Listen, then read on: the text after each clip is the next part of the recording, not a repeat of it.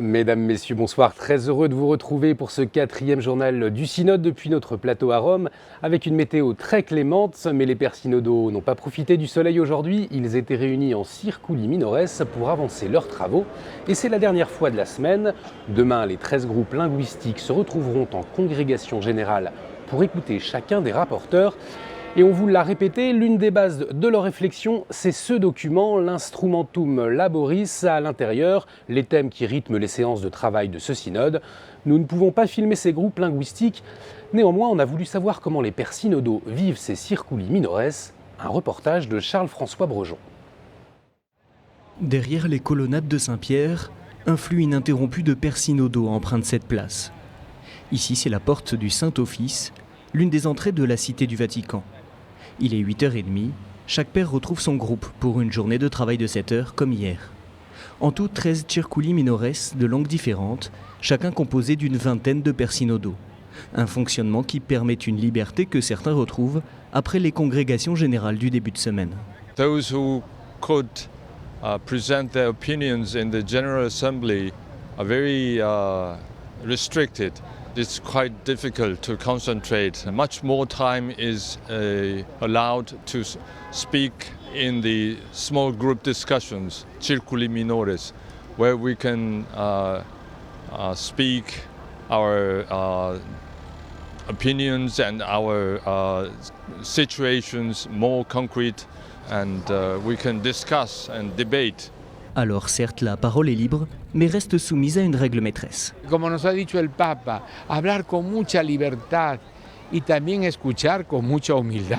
Sobre todo para nosotros que estamos acostumbrados a siempre ser maestros en nuestras iglesias, aquí estamos como escolares apuntando la tarea. Le travail des pères synodaux est clair. D'une part, amender l'Instrumentum Laboris, et d'autre part, faire des propositions pastorales, toujours dans la ligne de conduite fixée par le pape François en début de synode. Le débat, oui, mais que ça ne tourne pas au règlement de compte. Como decía el Papa, no es un parlamento, no es un senado, no es un partido de fútbol donde yo vengo a meter goles, sino es un ejercicio de comunión y de búsqueda común de la verdad, de la voluntad de Dios bajo el influjo del Espíritu Santo.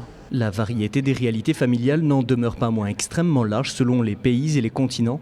Alors même en petits groupes, bien se comprendre reste un défi pour les pères synodaux. It's enriching but also difficult to understand. I give you an example. In Europe, people talk of vocation and mission of family or married life is in a crisis.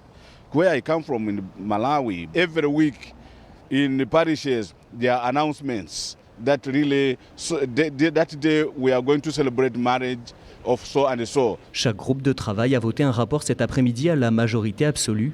Les rapporteurs de chacun d'entre eux en feront une synthèse dont ils donneront les conclusions demain devant toute l'Assemblée synodale. Et j'ajoute que les synthèses rédigées cet après-midi serviront de base pour le rapport final qui sera lu et voté le samedi 24 octobre. Et c'est la nouveauté de ce synode, la grande place accordée à ces groupes linguistiques. Monseigneur Pontier, archevêque de Marseille, nous explique le côté positif de ce fonctionnement. Là, on est dans des débats, donc on échange. On prend le temps de répondre à l'autre qui dit ceci, qui dit cela. C'est-à-dire les congrégations générales, chacun a prévu de parler d'un point précis. Il a 3 minutes et forcément ce point précis, il le traite comme s'il n'y avait que ce point qui existe.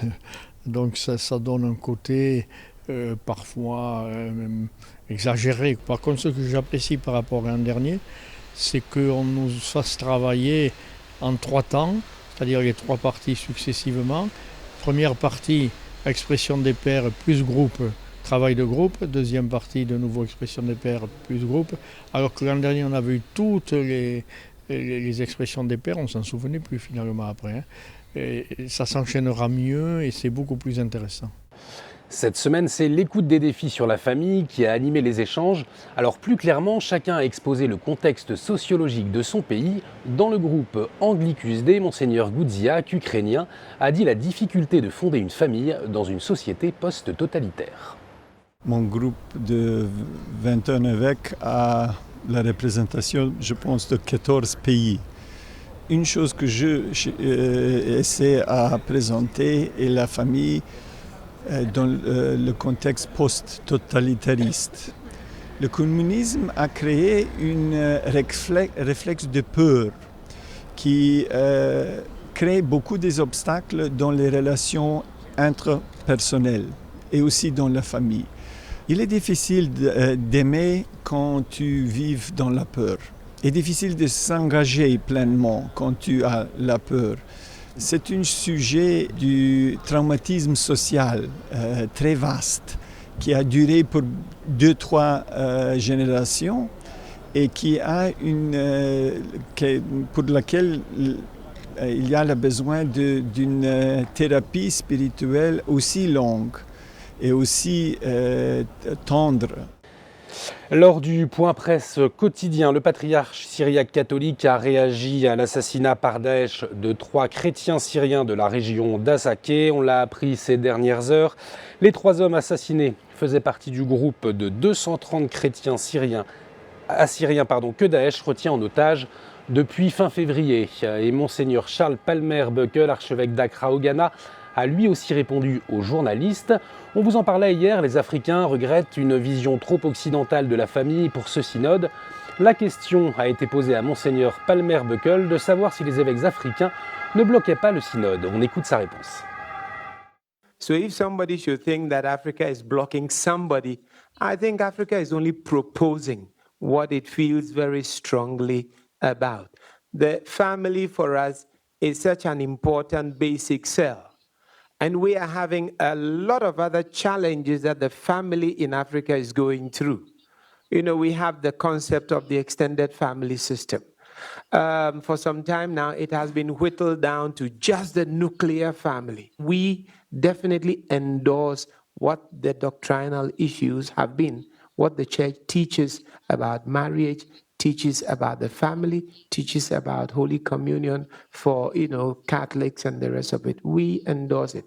As to what the pastoral challenges are, we do have other challenges that we think we would love to, talk about and look for answers to those.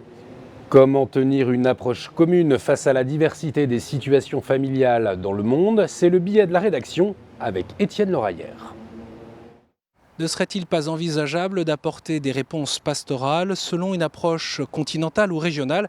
C'est une hypothèse de travail ici qui circule à Rome, devant effectivement la diversité et la complexité des réalités familiales à travers le monde. Mais l'agacement des pères africains soulève à la fois un paradoxe et une question. Le paradoxe, c'est la réelle difficulté du processus synodal à prendre en compte précisément cette diversité culturelle. L'Instrumentum Laboris a été rédigé avec un fort tropisme occidental, c'est ce que soulignent les Africains. Il manquait au rédacteur la perspective africaine. Un autre Africain soulignait également que les contributions apportées par les églises de ce continent lors du premier synode n'avaient pas été suffisamment prises en compte. Et puis, après le paradoxe, il y a cette question. Une approche plus régionale réduirait-elle la légitimité de parole aux seules réalités locales? Cela arrangerait probablement ceux qui considèrent que les églises d'Afrique forment comme un barrage, un blocage face aux évolutions supposées de l'église envers les personnes divorcées, remariées ou encore envers les personnes homosexuelles. Il est intéressant de noter que les évêques africains ne se résignent pas et veulent contribuer à la réflexion de l'ensemble de l'Église. On sait que les évêques des 37 conférences épiscopales se sont réunis pour préparer leur contribution à ce synode. C'était en juin dernier à Accra au Ghana. Parmi les contributions retenues, on y retrouve l'affirmation claire des valeurs familiales et matrimoniales, conformément à la parole de Dieu et à la doctrine de l'Église. On y retrouve également l'accompagnement des familles blessées ou encore, je cite, la solidarité avec les églises d'Europe confrontées à des courants de pensée qui risquent de bouleverser ce qui est naturel et universellement reconnu. On peut penser à ce que Paul VI disait aux évêques africains, Paul VI qui a institué le synode il y a 50 ans.